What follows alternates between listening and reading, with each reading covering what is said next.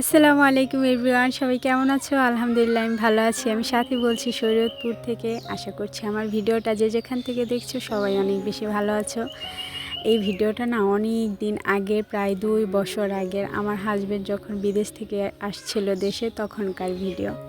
এখন তোমরা বলতেই পারো যে আপু তুমি কি ভিডিও অনেক আগে থেকেই করো, তোমার কি আগে কোনো চ্যানেল ছিল? হ্যাঁ, একদমই তাই, আমার একটা চ্যানেল ছিল। কিন্তু ওই চ্যানেলে না আমি অনেক শখ করে খুলছিলাম। আমার হাজব্যান্ড আমার জন্য একটা শখ করে একটা ফোন আনছিল। ফোনটার ক্যামেরা এত ভালো ছিল, সব ঠিকঠাক ছিল, কিন্তু ক্যামেরা না, ফোনে মানে ভিডিও আপলোড দেওয়ার পর থাম্বনেল বসাতে পারতাম না।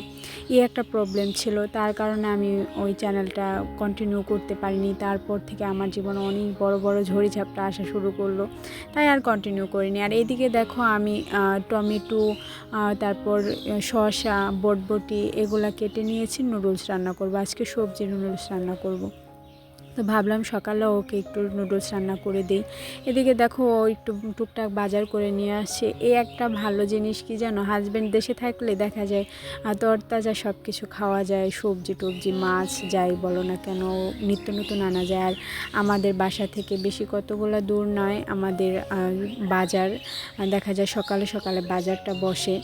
তো ওইখান থেকে দেখা যায় নিত্য নতুন এক একটা আনা যায়। তো এইদিকে লাল শাক, কাঁচামরিচ, করলা এটা নিয়ে আসছে। আর ওর করলা অনেক বেশি পছন্দ, আর বিশেষ করে আমার হাতে করলা অনেক বেশি পছন্দ করে।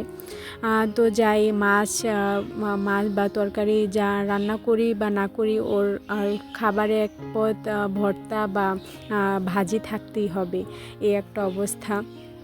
যাই হোক, এদিকে আমি দেখো এগুলা বটবটিটা বসায় দিছি, সিদ্ধ হতে থাক।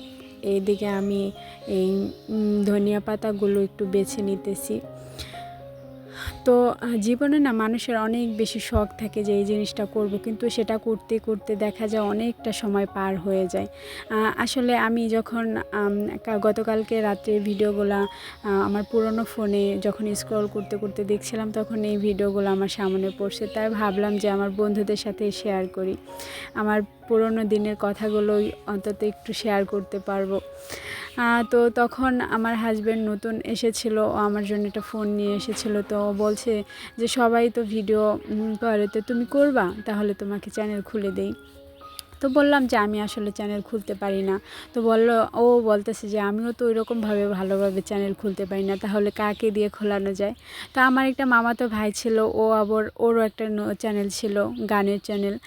তো ওইখান থেকে তো আমি ভাবলাম যে তুই আমাকে একটু খুলে দে না, আমি তো বুঝি না। তো আমাকে সব ডিটেলসে বুঝিয়ে দিছে, কীভাবে এডিট করতে হয়, কীভাবে কী করতে হয়, সব বুঝিয়ে দিয়েছিল। তা আসলে লাস্ট পর্যন্ত আমি আসলে ভিডিওগুলো করতেই পারিনি। ভিডিও করেছি ঠিকই, কিন্তু আপলোড দিতে পারিনি। অনেকগুলো ভিডিও কিন্তু আমার ফোনে এখনও রয়ে গিয়েছে। তো দেখো এদিকে আমি নুডলসগুলো একটু ভেঙে দিলাম। আনাম দিলে দেখা যায় কি চামচ দিয়ে উঠিয়ে খেতে অনেক বেশি কষ্ট হয়, তাই আমি একটু ভেঙে ভেঙে দিলাম। আর আগেই বটবটিটা দিয়ে দিয়েছি যাতে ভালোভাবে সিদ্ধ হয়ে যায়, তারপরে নুডলসটা দিয়ে দিয়েছি। তো আমার হাজব্যান্ড সব সময় বলে যে নুডলসের পানিটা ফালাইবা না বা ধুইবা না, তাহলে দেখা যায় ওটার উপরে যে মজাটা স্বাদটা ওটা চলে যায়। সবাইকে ছোট্ট একটা রিকোয়েস্ট করছি, আর সবাই ভিডিওটা শুরু করার আগে একটা লাইক দিয়ে দিবেন। আর পুরো ভিডিওটা দেখে কোথাও যদি একটু ভালো লেগে যায় তো অবশ্যই চ্যানেলটাকে সাবস্ক্রাইব করে পাশে থেকে যাবেন। যেহেতু আমার না ভিডিওগুলো কেন জানি এমনিতে ভালোই ভিউজ হয় মোটামুটি, নতুন চ্যানেলে এর থেকে বেশি আসলে আশা করা যায় না। আমি অনেক আপুদের ভিডিও দেখি, তাদের ভিডিও কারো কারো ভিডিও মাশাআল্লাহ অনেক ভালো ভিউজ হয়, আবার কারো কারো ভিডিও দেখা যায় 6 থেকে 7টা ভিউজ হয়, 10-12টা বা 20টা ভিউজ হয়। তার তুলনায় আমার নতুন চ্যানেল করে মাশাআল্লাহ অনেক ভালো ভিউজ হচ্ছে, এবং কি সাবস্ক্রাইবারও ভালো আসছে। কিন্তু আমার চ্যানেলের থেকে সাবস্ক্রাইবগুলো একদমই কেটে কেটে নিয়ে যাচ্ছে। আমি আপনাদেরকে একটা স্ক্রিনশট অবশ্যই শেয়ার করব। কমিউনিটি পোস্টে আমি অবশ্যই আপনাদের 2টা স্ক্রিনশট দেখাবো। দেখবেন যে গত 3 থেকে 4 দিন আগের আমার ভিডিওতে 75টা এরকম সামথিং আমার সাবস্ক্রাইবার ছিল, কিন্তু তারপরে কমতে কমতে একদম 72টা হয়ে গেছে, আবার বেড়েছে আবার কমেছে, এরকমভাবে কমতেছে। মানে আসলে দেখা যায় আমার এই যেই পরিমাণ সাবস্ক্রাইবার কেটে নিচ্ছে, এতদিনে আমার 100-150-র মতো হয়ে যেত। মানে প্রতিদিন প্রতিনিয়ত আর কি সাবস্ক্রাইবার 5টা 10টা এরকম কেটে নিতেছে। তো আমার না মনটা একদমই বেশি খারাপ হয়ে যায় যে এত কষ্ট করে ভিডিও করি, আপুরা সাবস্ক্রাইব করে ভালো ভালো কমেন্ট করে, সুন্দর সুন্দর কমেন্ট করতেছে। তো এগুলো আসলে অনেক কিছু দেখা যায় যে এরকমভাবেই করলে তো আর কীভাবে চলবে। আমার নিজের মনটা না আস্তে আস্তে ছোটো হয়ে যাচ্ছে। যাই হোক, এদিকে না আমার নুডলসটা প্রায় রান্না শেষ। তো লাস্ট সময় আমি আর কি ধনেপাতা, তারপর হচ্ছে টমেটো কুচি আর শসা কুচিটা দিয়ে দিতেছি। এভাবে রান্না করে খেয়ে দেখতে পারেন, দারুণ টেস্ট হয় একদম লাস্ট সময়। আর এটা কিন্তু আমি আর সিদ্ধ করব না, আমি অলরেডি বন্ধ করে দিয়েছি গ্যাসটা। তো একটু নাড়াচাড়া দিয়ে রেখে তারপর ওকে আমি পরিবেশন করে দেব। আপনারা খেয়াল করলে বুঝতে পারবেন আমি কিন্তু এখন টিনের ঘরের মধ্যে রান্না করছি, তাই না? আমার এই ঘরটা না অনেক স্বপ্নের ছিল, কিন্তু আমার স্বপ্নের ঘরটা ভেঙে চুরে একবারে তছনছ হয়ে গেছে। কোনো দিনও ভাবতে পারিনি আমার এত সুন্দর ঘরটা রেখে আমার চলে আসতে হবে। যাই হোক, এই কথাগুলো অবশ্যই আপনাদের সাথে কোনো একটা ভিডিওতে শেয়ার করব, কেন আমার শ্বশুরবাড়ি আমি থাকছি না। সবাই না জীবনে প্রত্যেকটা মানুষ অনেক শখ করে ঘর বাঁধে, কিন্তু সবাইকে সেই স্বপ্নের ঘরে থাকতে পারে না, আমিও থাকতে পারিনি। তো এই তো আমার হাজব্যান্ড তার নানা বাড়ি থেকে মানে আমার নানা শ্বশুর বাড়ি থেকে কটবেল পেরে নিয়ে আসছে। আর আমার কটবেল অনেক বেশি পছন্দ ওরও। তো আমি একটু মেখে ওকে দুপুরের দিকে দিয়েছিলাম, ওটা আর আপনাদের সাথে শেয়ার করা হয়নি। আর এইদিকে আমি চলে আসলাম দুপুরে একটু রান্না করতে, আজকে একটু বেরোবো তার জন্য। আর এই দিনটি ছিল অক্টোবরের 14 তারিখ। আমি কোনো দিনই ভুলবো না এই দিনটির কথা, কারণ এই দিনটির সাথে অনেক কিছু জড়িয়ে আছে। তো রান্না শেষ করে একটু মশলা কেটে নিলাম। আর করলা ভাজিটাও অনেক বেশি পছন্দ করে। তো সব সময় দেশে আসলে দেখা যায় করলা ভাজিটা মাস্ট থাকেই প্রতিদিনের রেসিপিতে। যাই হোক, আমি একটু মশলা গুঁড়ো করে নিলাম। আর সবার উদ্দেশ্যে একটা কথা বলছি, প্লিজ কেউ ভিডিওতে কমেন্টে এসে বলবেন না আপু আমাকে সাবস্ক্রাইব করেন, একটু সাপোর্ট করেন। এতে না আপনার আমার দুজনেরই ক্ষতি হয়।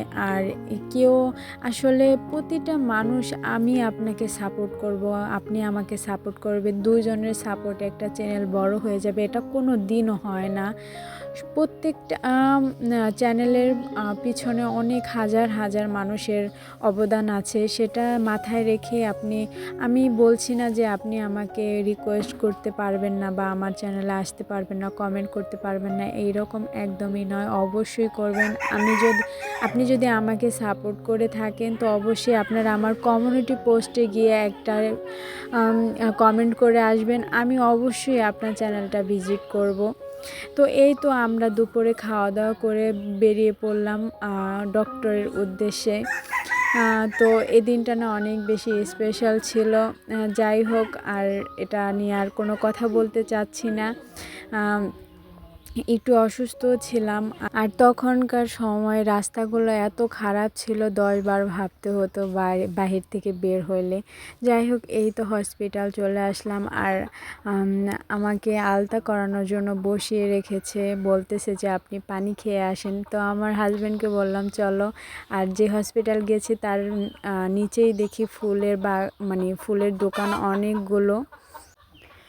তো বললাম যে আমাকে কিছু ফুল কিনে দাও, তো ও আস্তে আস্তে চলে গেল ফুল কেনার জন্য। আর যতদিনই বাসায় ছিল, প্রায় 8 মাস ছিল, তো ও তো যতবার ওই হসপিটাল গিয়েছে আমাকে প্রতিবারই একটা বা দুইটা তিনটা ফুল কিনে দিয়েছে। আজকেও ও আমাকে 3টা ফুল কিনে দিয়েছিল। আর ফুলের এত দাম, কি বলবো, একটা ফুলের দাম 20 টাকা করে রেখেছে। যাই হোক, দিনগুলো না অনেক বেশি সুন্দর ছিল, যেগুলো আসলে ভোলার মতন না। আর অনেক কি বলবো, অনেক কষ্টদায়কও ছিল। যাই হোক, মানুষের কষ্ট দুঃখ দুটা না হলে কখনোই সুখটা আসলে বোঝা যায় না। তো যথেষ্ট পরিমাণ আমার হাজব্যান্ড আমাকে সাপোর্ট করেছে, তাই আজকে এ পর্যন্ত আসতে পেরেছি। আমি ওর কাছে সারা জীবন কৃতজ্ঞ থাকব, কেননা ও সাথে যদি আমি কখনো রাগ করি না, ও হাসি মুখে সেটা মেনে নেয়। এই জিনিসটা আমার খুব বেশি ভালো লাগে। প্রতিটা মেয়ের এরকম হাজব্যান্ড হোক, আমি দোয়া করি, কারণ ওর মতন মন মানসিকতা আমি মনে হয় না, আসলে দেখি না। আমার বোনদেরও তো অনেক বোনদের বিয়ে দিয়েছে, তো ওর মতন আমি এরকম দেখি না সত্যি বলতে। যাই হোক, আমাকে ডক্টর যখন বলছে যে পানি খেতে, তো আলতা করার জন্য আগে পানি লাগবে খাওয়ার জন্য, তো বলল যে চলো একটা ডাব খাইয়ে আনি। তো ডাব খাওয়ানোর পরে এই তো একটু মাঠ দিয়ে হাঁটা চলা করলাম। তো আজকে আর বেশি বাড়াচ্ছি না। সবাই ভালো থাকবেন, সুস্থ থাকবেন। আল্লাহ হাফেজ, আসসালামু আলাইকুম।